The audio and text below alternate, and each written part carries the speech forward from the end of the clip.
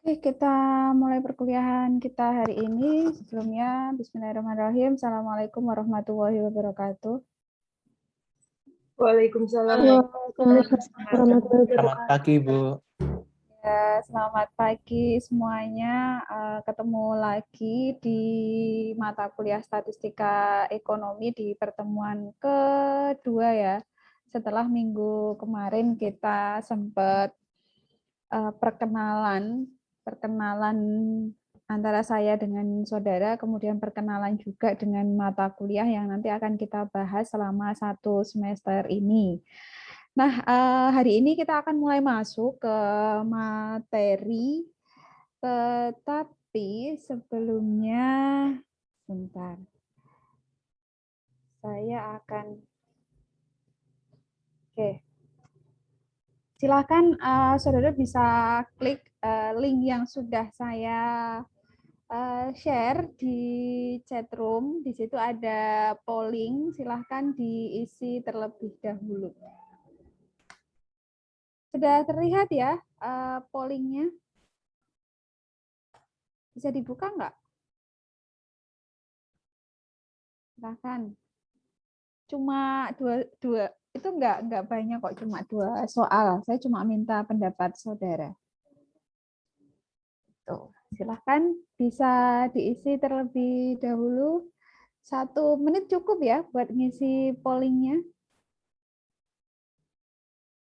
Oke. Ada yang belum bisa ngisi pollingnya? Punya saya masih loading, Bu. Oh, masih loading. Yang lainnya bisa nggak?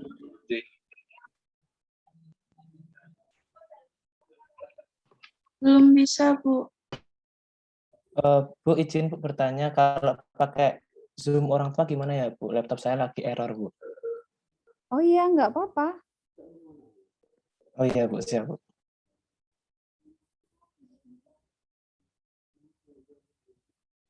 Harusnya sudah bisa ini. Silahkan.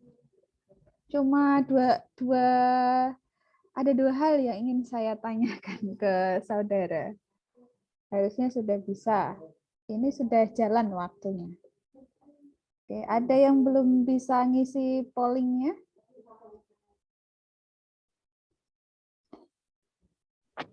Punya saya belum bisa, Bu. Oh, belum bisa kah? Iya. Harus login gitu, Bu. Oh, alah. Ini di tempat saya kok udah jalan ya? Ini udah ada yang satu orang yang udah ngisi. Nah, ini 2. Coba dicoba lagi ya. Ini tambah 3. Linknya masih sama kok sama yang saya share di chat room.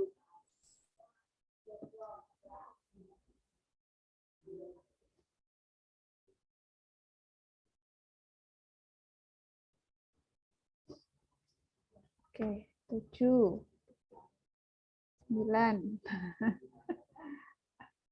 Oh, ternyata ada yang belum juga nih. Kita satu kelas ada 40, berapa tadi ya? Ada 47, Bu. ya, ada 47. Ini yang baru ngisi 13. Oke, silahkan.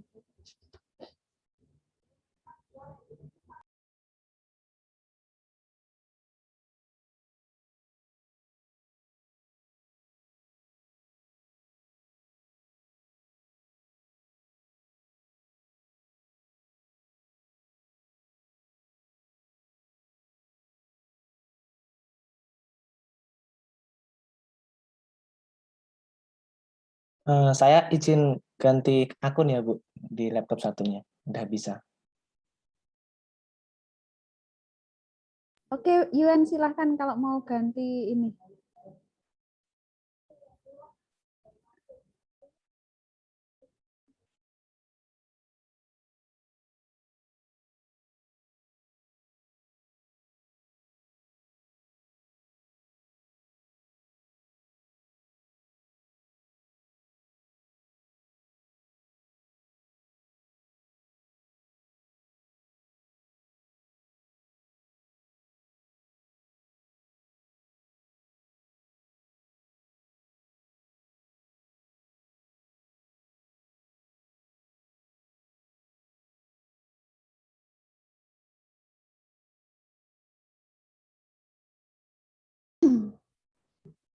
Oke, 30 orang.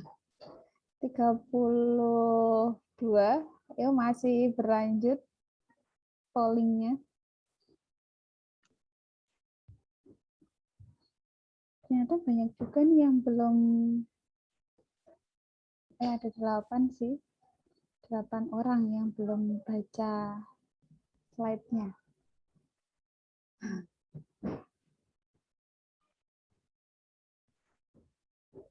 Kok stuck nih?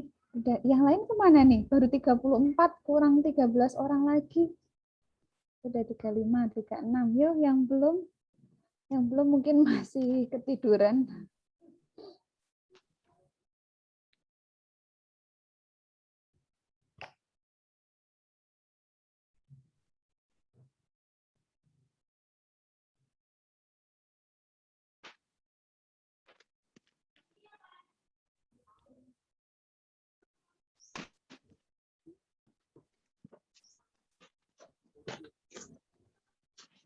Ya, kurang 5 orang lagi. Oke, udah. Oke, saya hentikan ya. Ini. Silakan nanti yang belum ngisi, mohon maaf ini nggak bisa karena 45. Kurang 2 orang lagi ya sebelum saya tutup pollingnya. Maya kenapa Maya? Belum bisa sign in? Oh, punya saya belum bisa. Coba sign in pakai ini, apa namanya, mail UNES, student mail UNES coba. Oke, nggak apa-apa. Maya nggak bisa. Ini saya akhiri ya, 45 orang.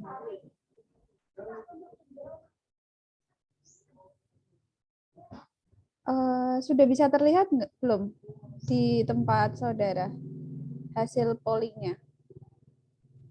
Sudah, Bu. Sudah, Bu. Sudah bisa terlihat ya. Jadi sebenarnya ada dua.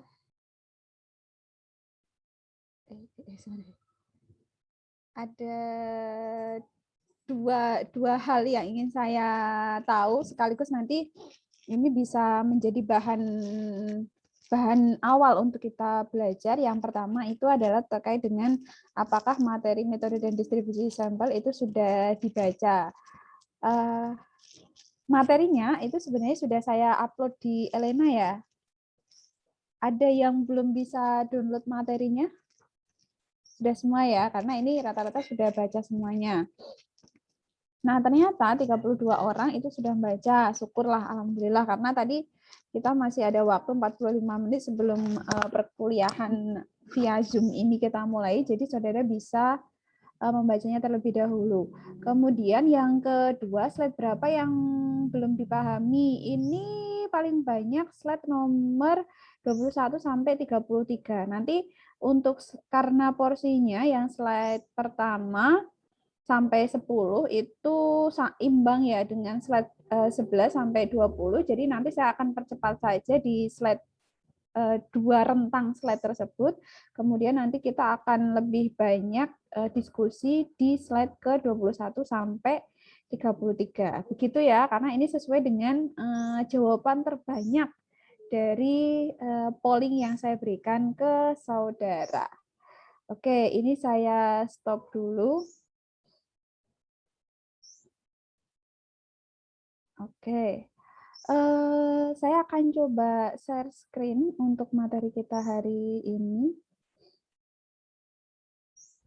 Oh, salah. Sorry. Share screen materi. Oke, apakah sudah terlihat slide saya di tempat saudara? Sudah ya? Sudah, Bu. Sudah, Bu. Oke. Baik, hari ini kita akan membahas mengenai metode dan distribusi sampel ya. Nah, sebenarnya ini materi minggu kemarin sudah saya infokan ke saudara bahwa ini itu menjadi materi pertama sekaligus materi di pertemuan kedua. Cuma di minggu kemarin kita belum sempat menyinggung mengenai metode dan distribusi sampling ini. Saya hanya menyinggung bagian luarnya saja, tetapi belum sampai masuk secara lebih dalam mengenai apa itu distribusi sampling itu. Kemudian di tujuan perkuliahan ini itu ada 6 poin yang harus saudara nanti kuasai. Yang pertama itu adalah saudara bisa membedakan ya apa itu populasi, kemudian apa itu sampel, karena itu penting di dalam penelitian.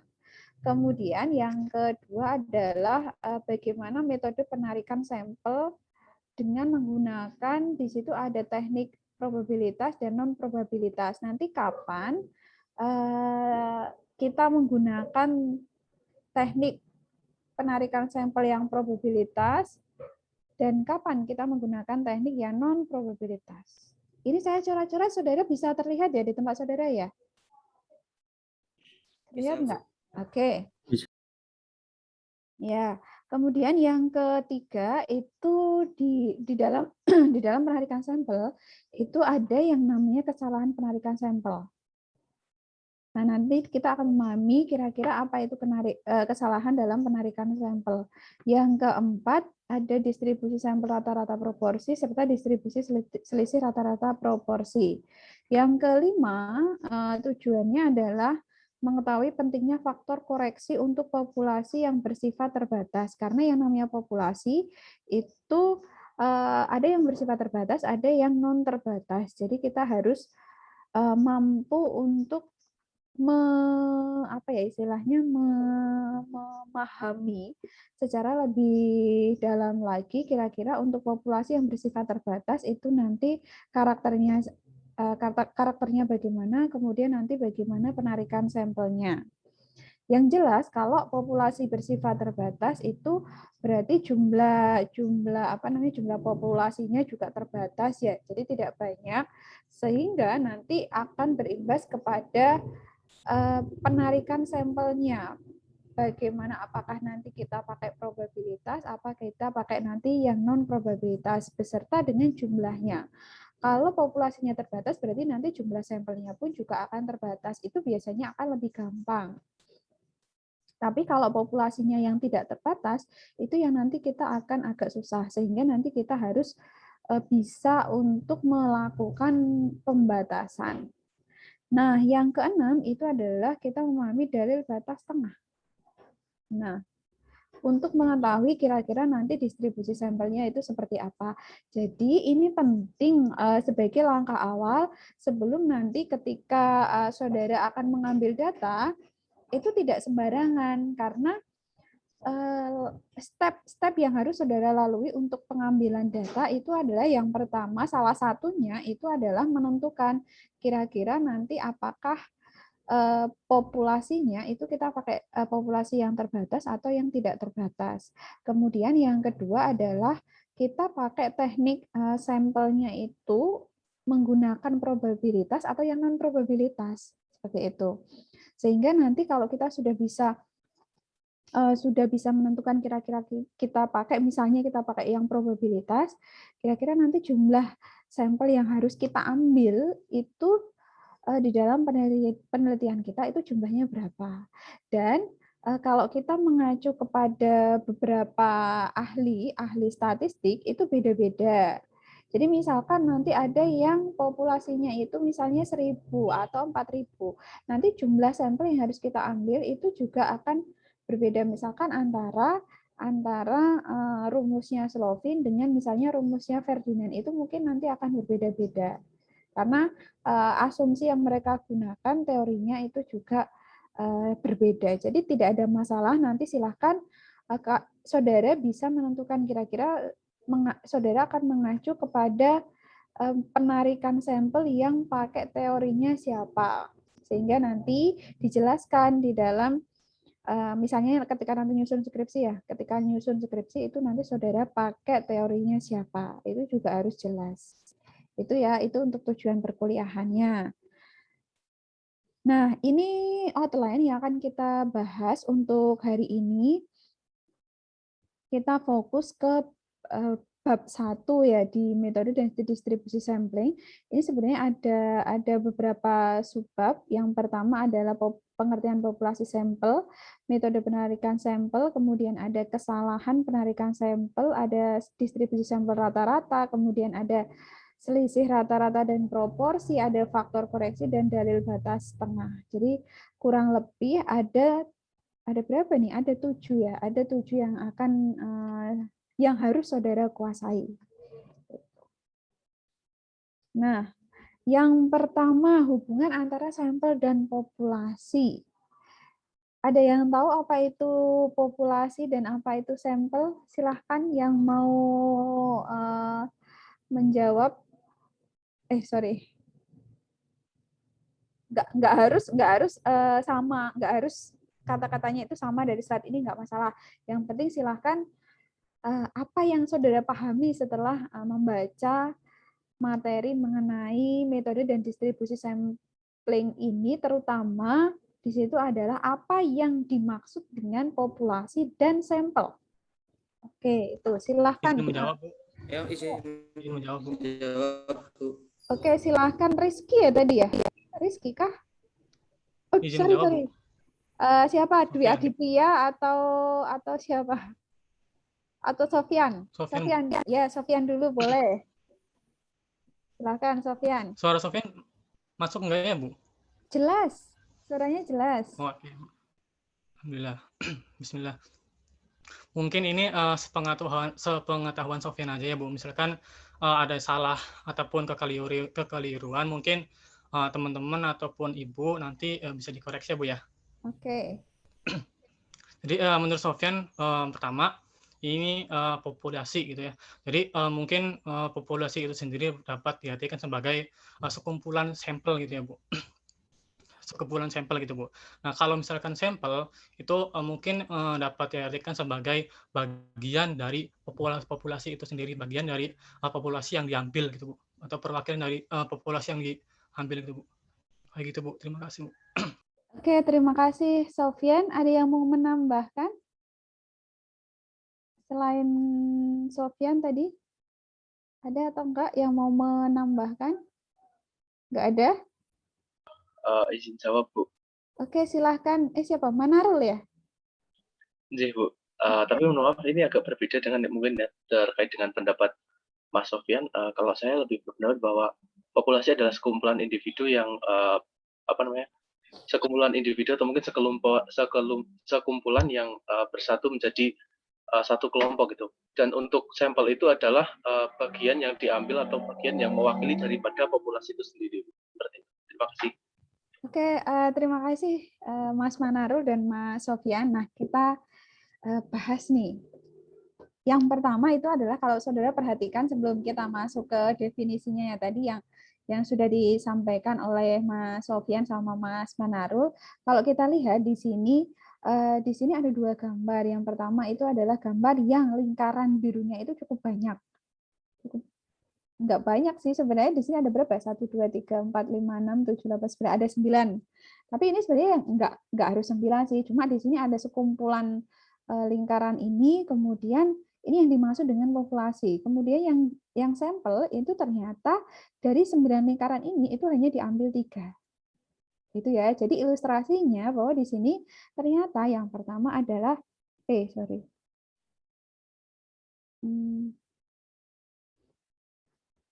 yang pertama, jumlah populasi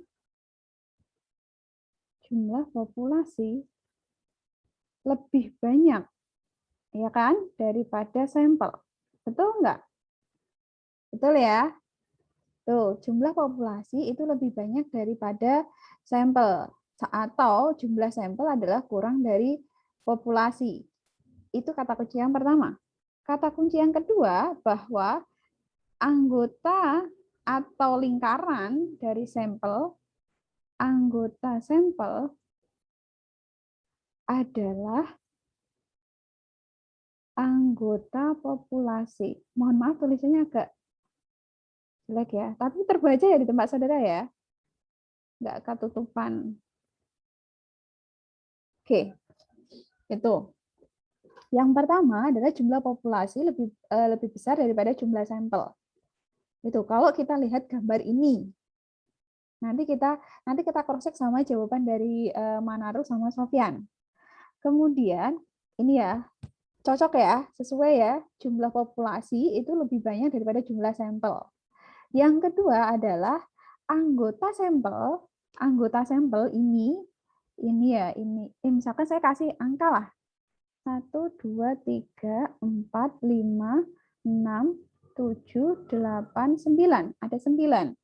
Nah, ternyata yang ada di dalam kotakan sampel itu kalau saudara lihat, kira-kira ini sesuai dengan gambar nomor berapa nih? Yang ini. 3 ya, anggap aja 3 lah. 3. Kemudian ini cocok sama gambarnya 8 atau ya katakanlah 4 lah ya. 4. Oke. Kemudian yang satu ini yang paling atas. Berapa? 7. Oke. Manarul 7 nih, kata Manarul. Oke.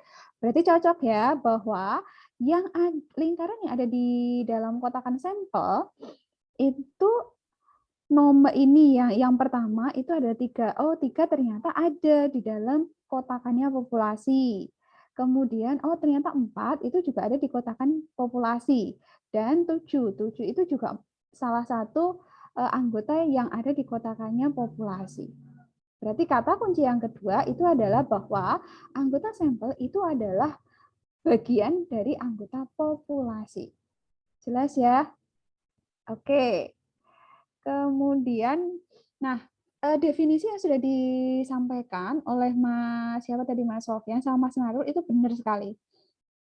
Bahwa yang namanya populasi itu adalah ini saya bacakan aja ya. Nanti saudara bisa menginterpretasikan sendiri. Yang jelas kalau saudara perhatikan dari dua kata kunci ini, saudara nanti bisa kok membuat definisinya sendiri. Yang penting paham itu. Nah, populasi itu adalah kumpulan dari semua kemungkinan orang.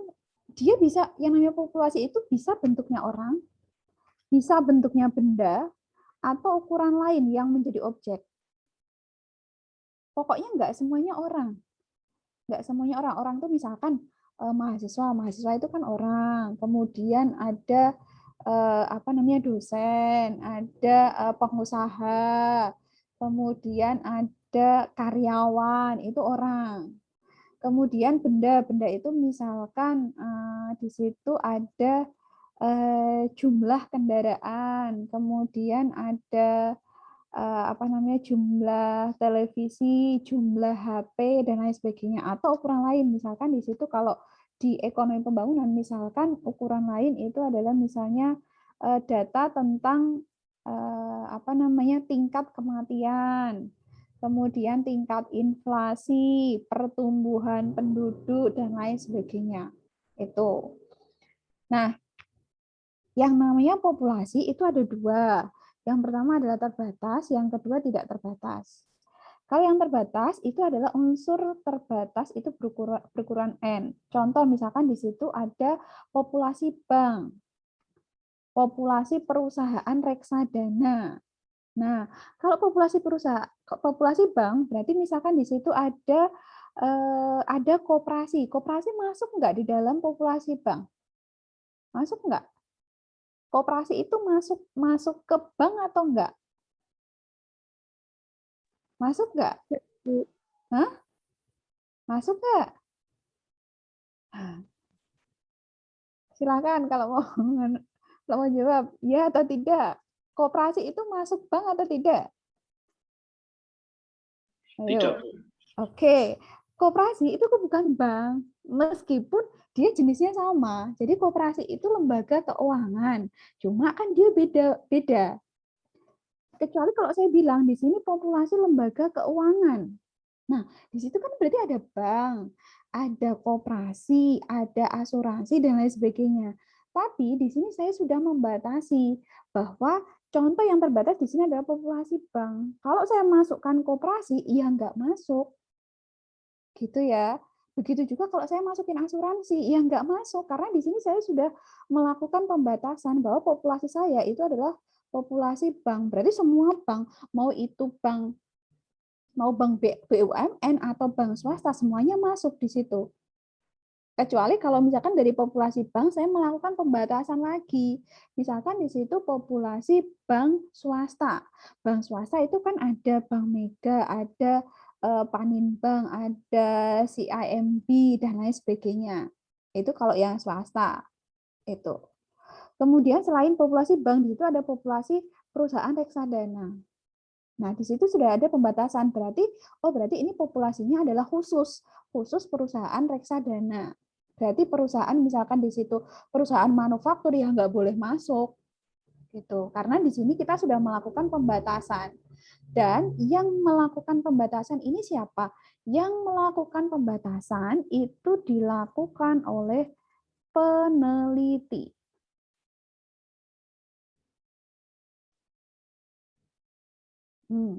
Dilakukan oleh peneliti. Jadi, kalau saudara, misalkan saudara peneliti nih, saudara itu ingin melakukan penelitian tentang tingkat suku bunga bank. Tingkat suku bunga bank. Berarti di situ kan populasinya adalah populasi perbankan, ya kan? Tingkat suku bunga. Kalau saudara di situ penelitiannya tentang tingkat suku bunga bank, ya jangan melakukan penelitian di mana populasinya itu adalah misalkan di situ perusahaan manufaktur, ya nggak bisa.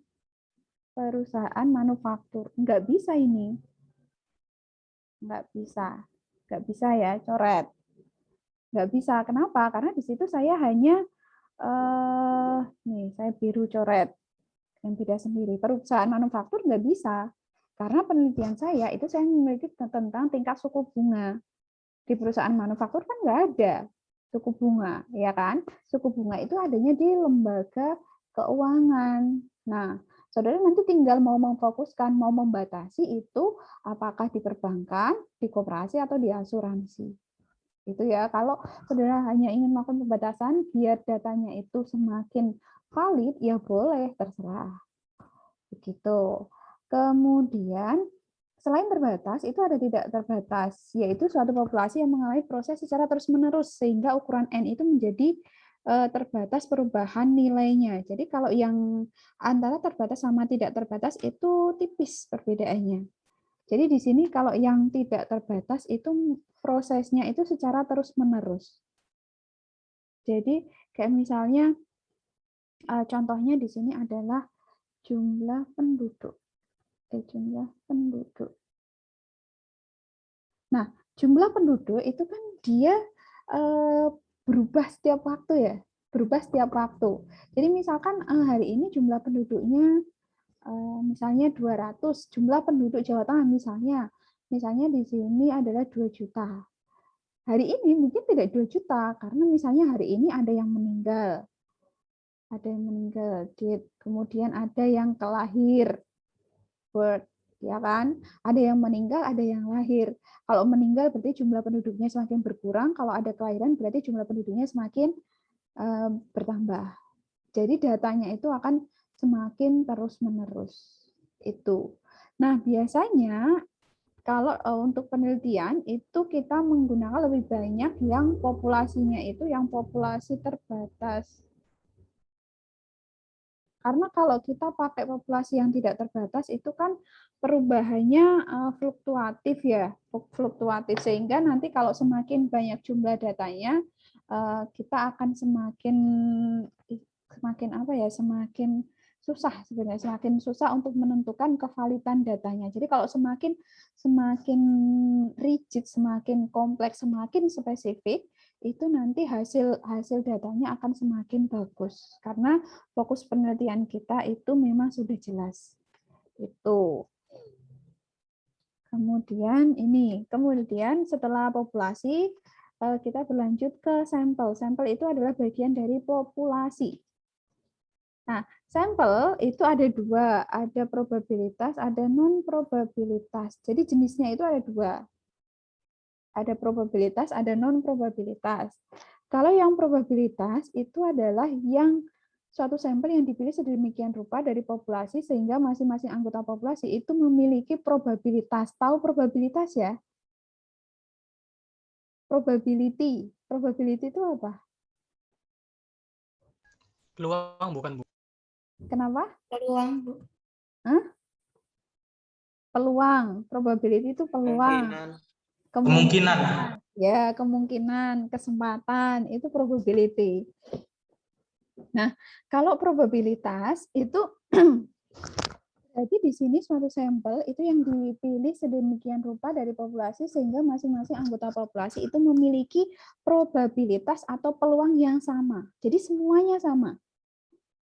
Misalkan saya mau meneliti tentang tadi tingkat suku bunga perbankan, misalkan tingkat suku bunga perbankan, berarti semua bank itu mempunyai peluang yang sama, mempunyai kesempatan yang sama. Kalau misalnya di situ bank saya tidak membatasi untuk misalnya yang bank BUMN misalkan, bank BUMN, tapi juga bank swasta, BUMS itu juga punya peluang yang sama. Nah, itu yang dimaksud dengan sampel probabilitas. Kemudian kalau yang non probabilitas itu suatu sampel yang dipilih sedemikian rupa dari populasi sehingga setiap anggota itu tidak memiliki probabilitas atau peluang yang sama. Gitu. Karena kalau yang non probabilitas itu kita sudah istilahnya kita melakukan pembatasan siapa yang berhak untuk dijadikan sampel penelitian. Misalnya kalau di situ saya ingin meneliti tentang kepuasan pelayanan mahasiswa Fakultas Ekonomi. Kalau saya pakai yang probabilitas, berarti semua mahasiswa Fakultas Ekonomi itu berhak untuk dijadikan sampel. Tapi kalau di situ saya melakukan teknik yang non probabilitas, misalkan saya meneliti tentang kepuasan pelayanan mahasiswa Fakultas Ekonomi angkatan 2020. Maka di situ yang angkatan 2021 berarti yang semester 1 atau yang angkatan 2019 itu nggak bisa. Mereka nggak punya peluang. Gitu ya. Itu. Jadi saudara nanti silahkan bisa dipakai apakah mau pakai probabilitas atau pakai yang non probabilitas. Jadi harus ditentukan dulu mau pakai yang probabilitas atau non probabilitas. Baru nanti kita bisa milih setelah ini tekniknya mau seperti apa. Gitu. Oke, kalau ada pertanyaan silakan nanti langsung bisa raise hand aja ya atau di kolom chatroom juga nggak apa-apa daripada nanti bingung, jadi nggak harus nunggu saya selesai. Itu. Nah, selanjutnya adalah di sini metode penarikan sampel karena tadi sudah dibagi dua, ada yang sampel probabilitas dan ada yang non probabilitas. Nah, masing-masingnya itu masih dibagi lagi. Yang sampel probabilitas itu ada jenisnya, ada yang simple random sampling atau secara acak. Kemudian yang kedua ada acak terstruktur atau stratified random sampling, ada penarikan secara klaster. Itu kalau yang acak sederhana itu acak misalnya saya mau meneliti tadi ya tentang kepuasan pelayanan mahasiswa angkatan 2020 FE.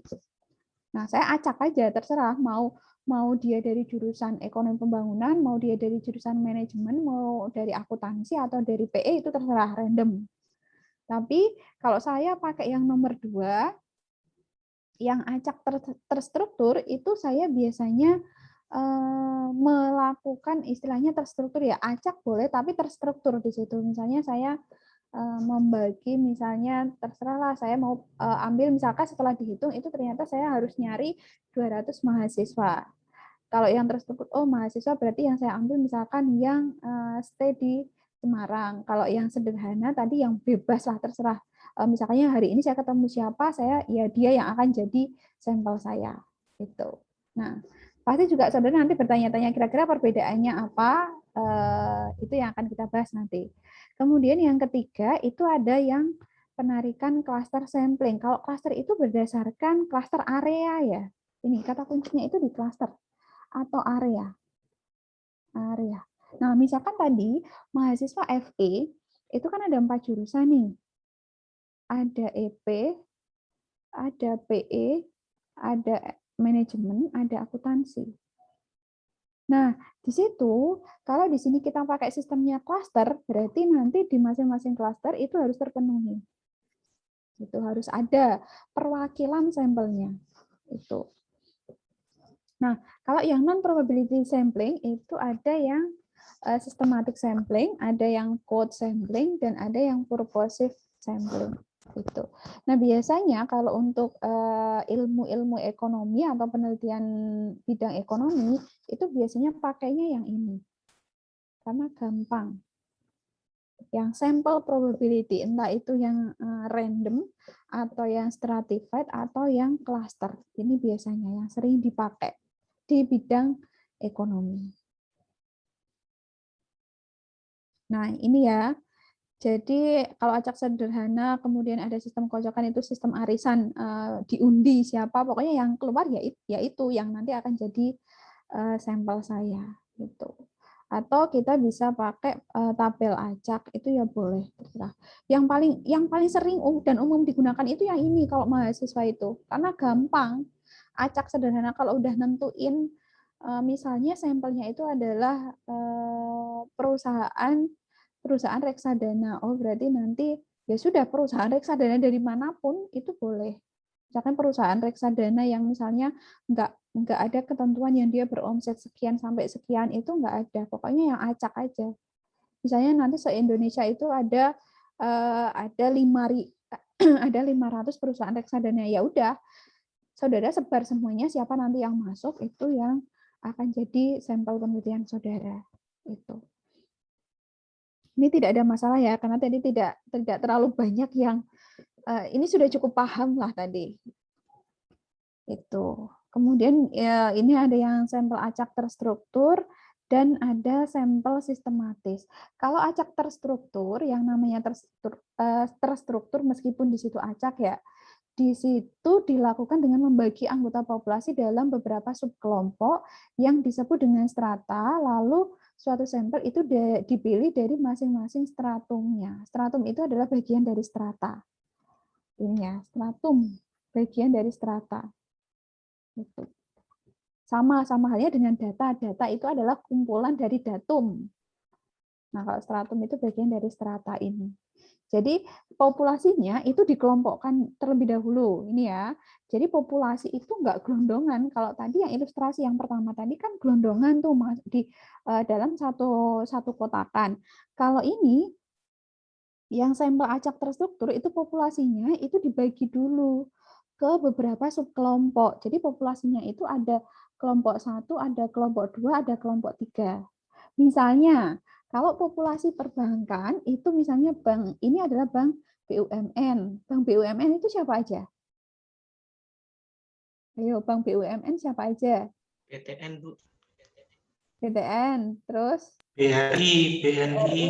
Ya, BNI, itu kan BUMN. Ya, BTN, ada BTN, BRI, BNI, itu masuk BUMN ya. Kemudian yang kedua, populasi dari Bank BUMS, siapa aja? BCA. BCA, terus Simiaga, terus Bank Mega.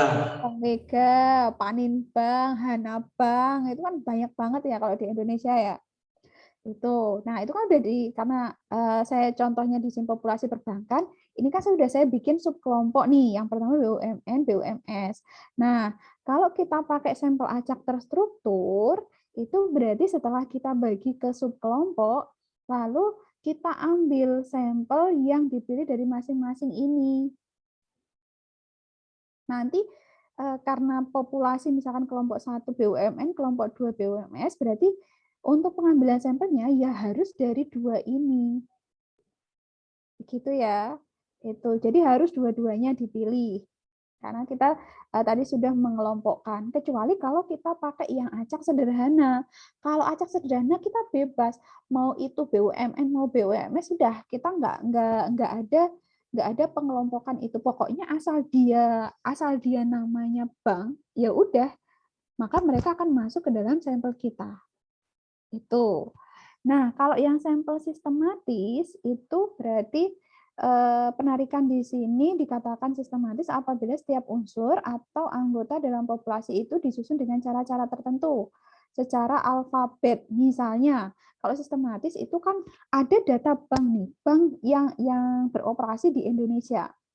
Kemudian kita mau pakai dengan sistemnya yang sampel sistematis, maka di situ kita urutkan misalnya yang dari namanya, misalkan dari namanya itu yang mulai dari A sampai Z, berarti apa dulu? BRI, BNI, BTN, berarti BNI dulu ya, BNI, kemudian BRI, ada BTN, kemudian ada Panin, berarti Panin kan di bawahnya B nih. Ada CAMB, CAMB berarti bukan. CAMB itu setelah B berarti ya. CAMB itu berarti sini. Sebelum kok malah dihapus, sorry. CAMB nih. Kemudian Hana Bank itu berarti yang Panin Bank ya enggak nih. Sorry, ini Panin Bank bukan ya, Panin Bank berarti Hana Bank dulu, Hana Bank, baru Panin Bank. Mandiri berarti setelah Hana ya. Mandiri. Nah, jadi ini. Jadi kita ngurutin dulu, kalau sistematis ya kita ngurutin dulu nih yang dari BNI, BRI sesuai alfabetnya. Lalu di situ entah boleh mau dari bawah dulu, misalkan dari Z dulu atau dari A dulu boleh. Itu. Kemudian dipilih titik awal secara acak. Nah, titik awalnya misalkan di situ ternyata setelah diurutin itu ada 100 bank yang beroperasi di Indonesia. Nah, saudara ambil misalkan titik awalnya itu misalnya 50 tengah-tengah. Nah, nanti kemudian dipilih titik awal secara acak, lalu setiap anggota KK dari populasi itu diambil sebagai sampel. Jadi misalkan nanti sistematis berarti loncat 1 misalkan.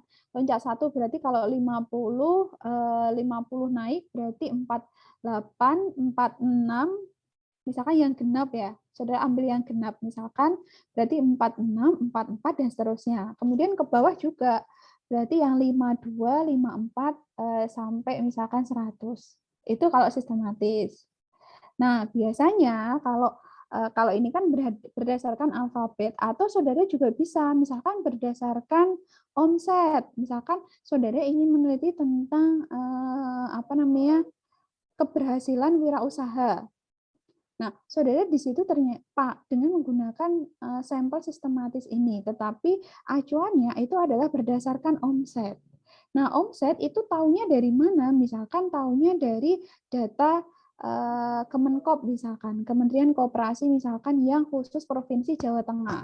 Misalnya di situ ada yang omsetnya antara misalnya 1M, 2M, 3M, 4M, sampai seterusnya, itu boleh. Jadi nggak semuanya itu harus pakai secara alfabetis, itu enggak. Misalnya saudara mengurutkan berdasarkan misalnya dari daerah yang tertimur sampai yang paling barat di Jawa Tengah.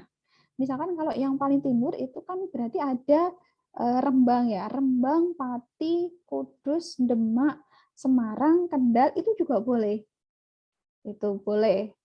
Tergantung nanti saudara ketentuannya seperti apa. Atau dari barat dulu, misalnya dari Brebes, Tegal, kemudian Pekalongan, Pemalang, Pekalongan, Batang, Kendal, itu terserah. Pokoknya diurutkan secara sistematis. Itu boleh pakai alfabet, boleh misalkan di situ berdasarkan omset, berdasarkan letak daerah, itu juga boleh. Itu. Nah, proses stratifikasi itu ini, yang namanya populasi itu kan macam-macam ya karakteristiknya. Misalkan di sini saya ambil wirausaha lah. Wirausaha yang namanya wirausaha itu kan macam-macam. Ada wirausaha kuliner, ada wirausaha jasa, ada wirausaha misalkan kerajinan, itu macam-macam. Misalkan yang kuning itu misalkan yang makanan lah. Di sini ada bakso, ada nasgor misalkan, nasgor. Pokoknya yang kuning itu makanan. Yang segitiga itu kerajinan. Kerajinan. Kemudian yang gambar senyum itu misalkan jasa. Kemudian yang udah ya. Ya, ini contoh aja sih. Jadi misalkan di sini macam-macam. Jadi yang kuning itu kok ternyata ada bakso, ada nasgor, ada misalkan ada apa ya? Ya makanan lah, semua makanan lah. Misalnya mie ayam, kemudian ada sosis, burger, ada snack-snackan dan lain sebagainya. Kemudian yang segitiga itu misalnya ada tas, baju, kemudian jilbab, kemudian ada kerajinan lain. Yang senyum itu misalkan jasa, di sini ada yang jasa pijat atau misalkan salon, ada penitipan anak, ada misalnya jasa apa ya, bengkel dan lain sebagainya. Nah, karena di sini karakteristiknya macam-macam, ini kan tidak terstrata ya. Jadi bebas acak banget. Maka ini akan agak susah kalau kita meneliti dengan populasi yang tidak terstrata ini. Biar gampang, kita memberikan yang namanya strata. Oh, kita kelompokkan nih yang senyum kita kelompokkan jadi kelompok 1. Kemudian yang segitiga kelompok 2, yang kuning itu kelompok 3. Kalau populasinya sudah terstrata seperti ini, kita akan lebih gampang. Jadi nanti fokus penelitian kita itu bisa lebih spesifik. Karena bisa jadi nanti omset antara pengusaha kuliner dengan pengusaha kerajinan atau pengusaha jasa itu beda-beda. Apalagi kalau di masa pandemi seperti ini, itu kan pasti beda-beda omsetnya. Kalau misalnya kerajinan, mungkin kalau kerajinan itu di masa pandemi jarang, karena orang jarang keluar misalnya. Tapi kalau makanan bisa jadi omsetnya sama, karena pasti banyak yang butuh makanan karena di rumah misalkan sering kumpul keluarga, akhirnya sering mencicipi misalkan pengen makan apa kayak gitu. Itu ya, itu kalau populasinya sudah terstrata. Itu. Kemudian ini contoh penarikan sampel terstruktur, misalnya di situ ada bulat, kotak segitiga. Silakan. Ini kemarin juga ada yang tanya nih. Karena kita sudah mengelompokkan jadi 3 kelompok ya. Jadi 3 kelompok populasi, misalnya di sini jumlah anggota bulat itu 5, 7 segitiga, maka persentase totalnya itu adalah 5/24. 21 itu diperoleh dari 5/24 kali 100%. Itu coba bisa dihitung ya. Itu sama enggak hasilnya? 5/24 kali 100%. Begitu juga dengan ini 12 berarti 12/24 ini ya kali 100%. Itu maka diperoleh persentase totalnya itu adalah 50. Kemudian jumlah sampel per stratumnya, ini per stratum, misalkan stratum 1 yang kelompok bulat, itu 2, diambil 2, karena di sini populasinya 24 ya. Ini kan jumlah semua populasi. Maka kalau kita mau ngambil sampelnya, ternyata di sini berarti 2 dikali 0,21 ini kali 10, kemudian 3 sama, dan seterusnya. Itu. Jadi per kelompok. Itu maka di sini terambil 10 untuk sampelnya. Begitu ya. Oke. Ini juga sama. Silakan Yuan.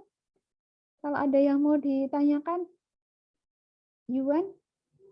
Oke, baik Bu. Mungkin bisa kembali yang tadi Bu. Oke, masih bingung Bu. Jadi 2 itu bebas ya Bu? Yang di jumlah sampel per stratum itu mau ngambil 2, 3 atau 4 ini bebas ya, Bu? Iya.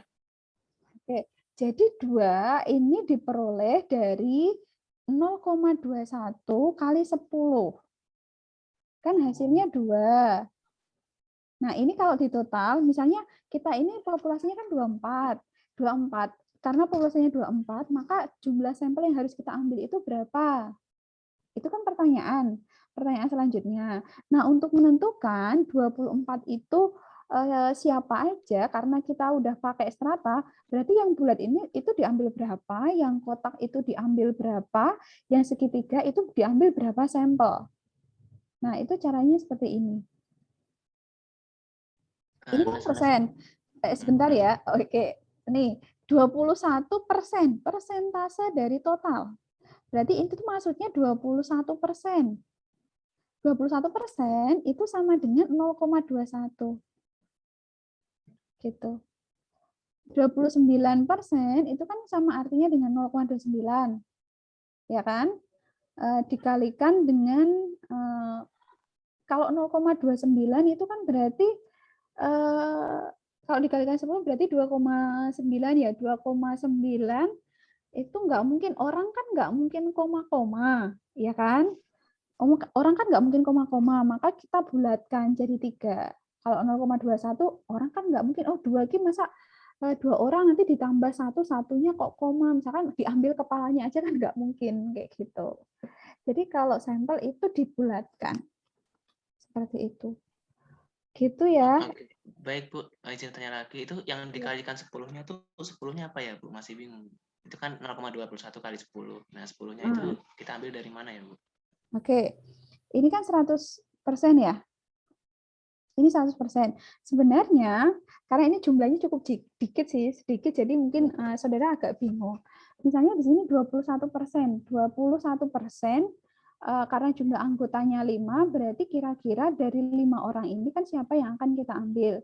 Nah, biasanya kan nggak mungkin 5 orang. Nggak mungkin 5 orang. Jadi ini untuk penentuan kok bisa diambil 10 itu dikembalikan lagi, nanti akan ada teorinya sendiri. Nanti pakai rumusnya Slovin boleh, atau pakai rumusnya Ferdinand. Nah, kalau dikali 10 ini, jadi dari 24 ini itu saya di sini kalau tidak salah pakai rumusnya Slovin ya, saya di sini tidak saya cantumkan. Dari 24 populasi ini saya ambil 10. Saya ambil 10. Itu saya ambil 10. Kalau diambil 10 berarti kan jumlah dari 3 ini kan harus 10 nih. Berarti ini masing-masing 21% kali 10. Kalau misalkan ternyata perhitungannya nanti ternyata 24 itu yang diambil adalah 15. Ya berarti 0,21 kali 15. 0,29 kali 15 itu berapa? Coba ya, misalkan 0,21 kali 15 itu hasilnya berapa? 0,21 kali 15 itu 3. 3 misalkan kalau dikali 0,21 kali 15 itu sama dengan berapa? 3,15. Kan yang namanya orang kelompok kan nggak mungkin koma-koma, kita bulatkan jadi 3. Berarti kita ambil 3 dari 5 ini. Kemudian ini juga nanti menyesuaikan seperti itu. Tergantung nanti sampelnya akan kita ambil berapa. Gitu ya Yuan ya. Oke, berarti untuk mempertegas saja Bu, berarti ini menggunakan rumus sendiri gitu ya Bu, kali 10-nya itu. Ferdinand atau Slovin itu ya. Slovin, iya. Nanti saudara nanti bisa cek. Bisa cek, boleh pakai rumusnya Slovin, boleh pakai rumusnya Ferdinand. Cuma gini, saya tekankan lagi ya. Karena ini contoh aja sih, makanya saya ambil angka yang sedikit. Kalau di penelitiannya sesungguhnya, kalau populasinya 24, itu harus diambil semua. Karena kecil. Jadi ada salah satu teori yang menyatakan kalau jumlah populasinya itu kurang dari ini, jumlah populasi kurang dari 100, maka semua anggota populasi itu masuk ke dalam sampel. Itu ada. Saya lupa itu teorinya siapa, apakah itu di Slovin atau bukan. Coba nanti saudara cek lagi ya, atau coba nanti saudara bisa cek di buku statistik saudara. Itu ada yang menyatakan kalau jumlah populasinya itu kurang dari 100, misalnya di situ 80, 75, 95, maka semua anggota populasi itu masuk ke dalam sampel. Gitu ya. Cuma karena di sini saya ngambil contohnya dikit, harusnya ini diambil semua, harusnya. Karena nggak mungkin kita ngambil sampel kok cuma 10 gitu kan, nggak terlalu sedikit nanti malah hasilnya malah nggak bagus. Gitu ya, Yuan. Baik Bu, terima kasih Bu. Oke, silakan kalau mau ada yang tanya kayak misalkan Yuan tadi. Ini hanya contoh aja biar saudara gampang. Nanti kalau aslinya juga nggak mungkin 2424, pasti nanti diikutkan semua jadi sampel itu. Karena kalau terlalu sedikit, kalau sampel gini, kalau sampelnya terlalu sedikit, itu nanti tidak bisa mengeneralisir semua keadaan populasi itu. Jadi kalau di statistik itu kan ada populasi, ada sampel. Kenapa? Kan saudara pasti tanya nih, Bu, kenapa sih misalnya populasinya itu 1000? Kenapa sih 1000 itu nggak diambil semua datanya? Kenapa sampel nggak di semuanya? Misalkan saya ingin meneliti tadi mahasiswa angkatan 2020, ada 1000 mahasiswa nih angkat FE 2020, ternyata ada 1000 mahasiswa. Kalau di dalam penelitian, kalau di sini ada populasinya 1000, apakah saudara cukup untuk mengambil data 1000 mahasiswa? Bisa nggak? Bisa nggak saudara ambil data, misalkan mau nyebar kuesioner nih, nyebar kuesioner pakai data primer ya, pakai data primer, nyebar kuesioner ke 1000 mahasiswa angkatan 2020, bisa nggak? Ya, silakan dijawab bisa atau tidak. Ya, tinggal jawab itu. Bisa atau tidak nyebar kuesioner ke 1000 mahasiswa?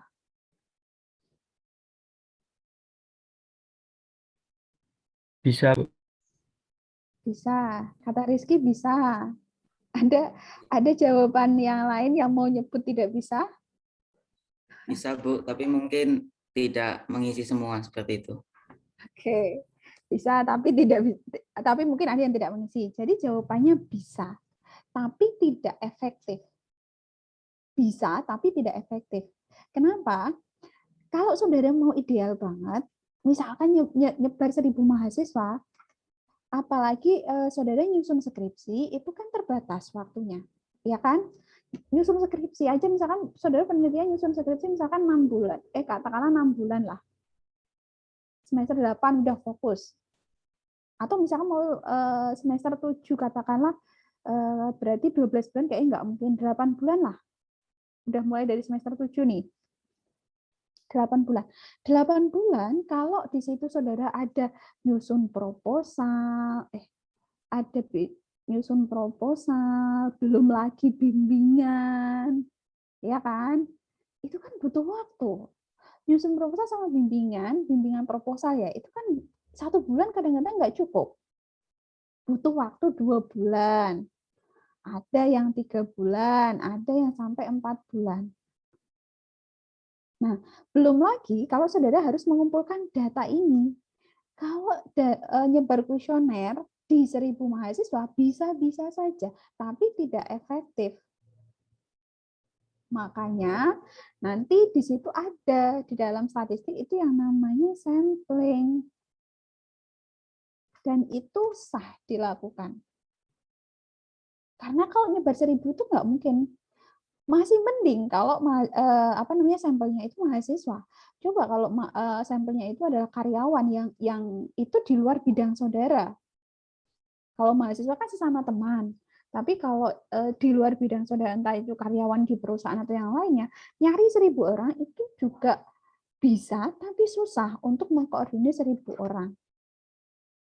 Sehingga di dalam statistik itu ada yang namanya sampling. Jadi saudara boleh mengambil yang namanya sampel.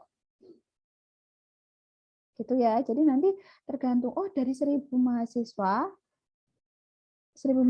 ternyata setelah saya hitung, nanti di slide terakhir itu ada contoh perhitungan sampel kok. Jadi nanti dari 1000 mahasiswa itu ternyata saya harus ngambil misalnya 500, kalau 500 kebanyakan. Misalnya 300 orang, 300 mahasiswa. Nah, itu boleh. Nanti hasil dari 300 orang itu bisa mengeneralisir. Jadi hasilnya itu akan mewakili keadaan dari 1.000 mahasiswa itu. Meskipun sisanya berarti ada 700 mahasiswa nggak ngisi, tapi nanti hasil dari 300 mahasiswa itu yang menunjukkan hasil sebenarnya dan mewakili hasil dari 1.000 mahasiswa. Bisa dipahami ya? Oke, bisa ya? Semoga bisa. Ini masih gampang kok. Itu. Oke, kita lanjut. Nih, ini contohnya kalau jumlah populasinya ini udah cukup banyak. Nih, saya misalkan saya ambil 15 di sini. Ambil 15 ya. 15 dari jumlah populasi saya ambil 15, kira-kira nanti dari perbankan berapa, asuransi berapa, pembiayaan berapa, kemudian efek berapa. Itu. Nah, nanti di situ ini sama kok. Siapa nih yang tanya? Oke. Ini saya lanjut aja. Sama. Nah, ini yang penarikan sampel dengan menggunakan klaster. Kalau klaster tadi sama, yang tadinya karakteristik populasinya itu macam-macam. Kalau kita pakai terstruktur itu kita kelompokkan sesuai dengan karakteristiknya. Tadi misalkan di sini kalau yang senyum itu tadi jasa, kalau yang kotak itu misalkan pengusaha kuliner, yang segitiga itu pengusaha kerajinan. Kalau klaster itu areanya. Misalkan di situ saya pakai klaster Jawa Tengah misalkan. Jawa Tengah yang bagian Pantura sama yang bagian selatan. Meskipun nanti di situ misalkan yang pengusaha wilayah Pantura itu ada pengusaha kuliner, kemudian ada kerajinan atau ada jasa, itu pokoknya saya pakai klaster. Jadi areanya di situ saya membatasi klaster, misalnya klaster Pantura sama klaster daerah selatan. Itu. Atau misalnya kalau di mahasiswa berarti ada jurusan lah, istilahnya klaster itu jurusan. Meskipun di jurusan itu kan ada kalau mahasiswa ada cewek ada cowok ya. Ada cewek ada cowok. Kalau nggak mungkin ada mix, itu kan nggak mungkin. Kayak misalkan mahasiswa itu kan gender hanya ada 2, kalau nggak cewek ya cowok, cewek atau cowok.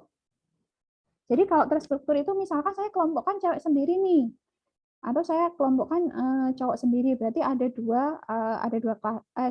dua strata.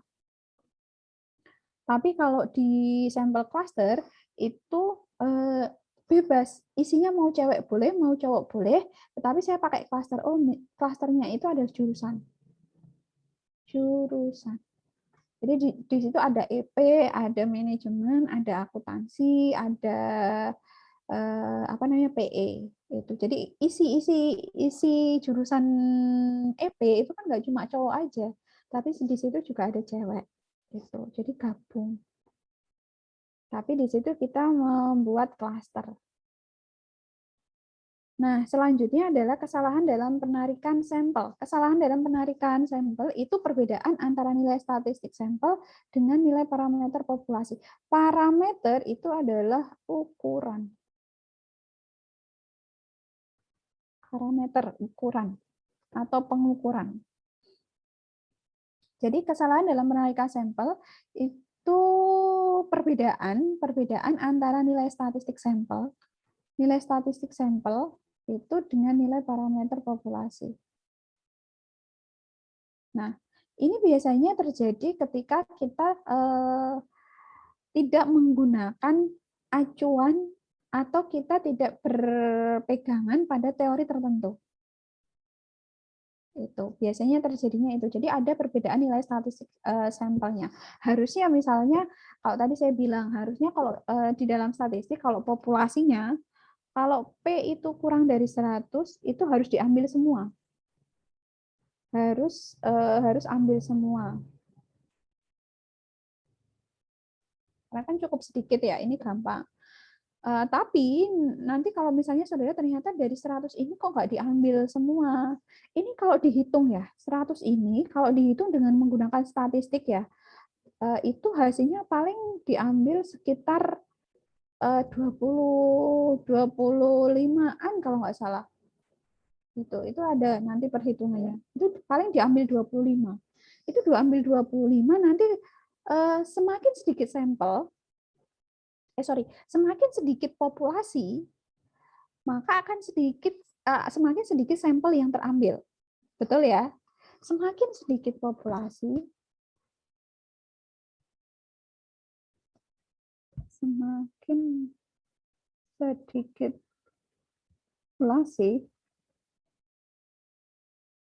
populasi, maka semakin sedikit sampel.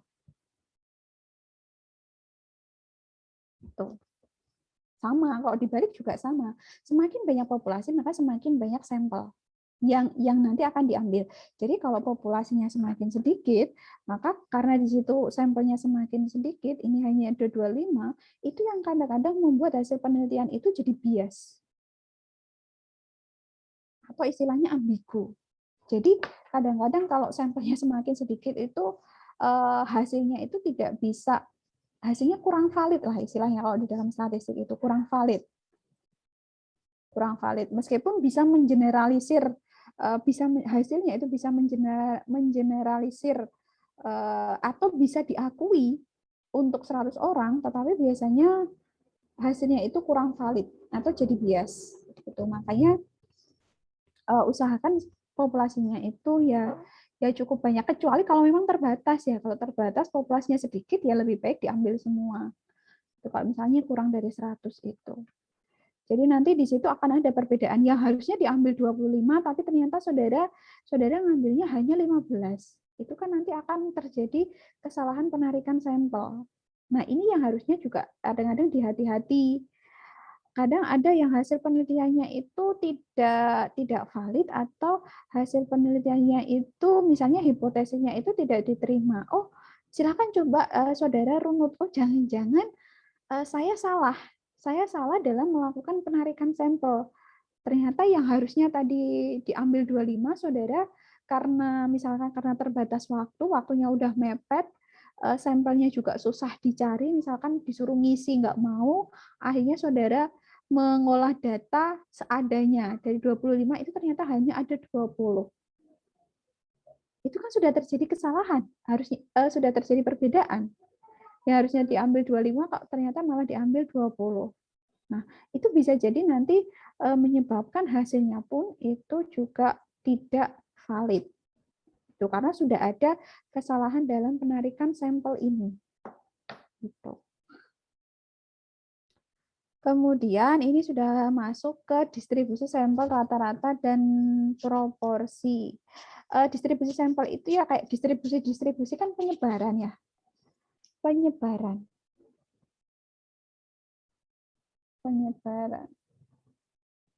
distribusi itu. Jadi suatu distribusi probabilitas yang terdiri dari seluruh kemungkinan rata-rata hitung dari suatu ukuran sampel yang dipilih dari populasi dan probabilitas terjadinya itu dihubungkan dengan setiap rata-rata hitung sampel.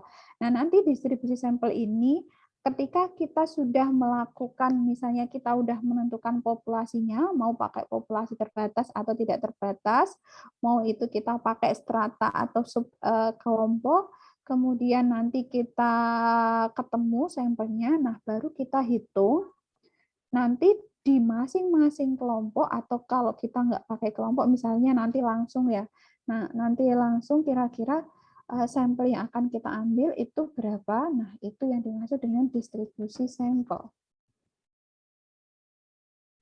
Nah, contohnya di sini ada, misalkan di sini perbankan. Di sini ada, kalau kita lihat, di sini ada, ini umum ya, umum, nggak spesifik, misalkan dia BUMS atau BUMN. Karena di sini ada Lipobank, ada BRI, ada Maybank, ada BPD Jateng, ada BTPN. Di situ ROA-nya, ROA Saudara tahu roa-roe enggak? Tahu ya? Tahu enggak? Roa-roe. Ada roa, ada roe. Silakan nanti dicari tahu. Ini biasanya anak akuntansi nih. Roa-roe. Itu. Silakan nanti dicari setelah ini ya. Atau saudara tahu, mungkin ada yang tahu roa-roe? Return on asset. Kalau Ya. ROA. Ya, kalau roe?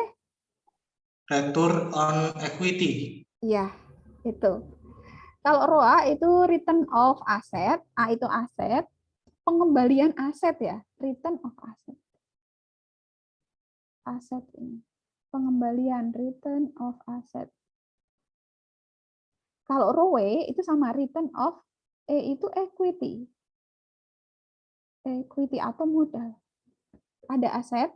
Kalau saudara di semester 1 coba ingat di pengantar akuntansi itu kan ada yang namanya aset atau harta, utang, modal, pendapatan, beban. Masih ingat ya? Nah, aset kan masuknya harta. Aset itu masuknya harta. Ada equity, kemudian lain sebagainya. Nah, di sini misalnya Lipo Bank itu return of asset-nya itu ada 2, BRI 4, MyBank, dan seterusnya. Maka kita bisa mencari nilai rata-rata populasinya. Nilai rata-rata populasi karena ini nilainya masih kecil ya. Jadi mu-nya ini ini mu ya. Silakan saudara perhatikan beda antara ini X bar dengan mu. Masih ingat ini simbol untuk apa?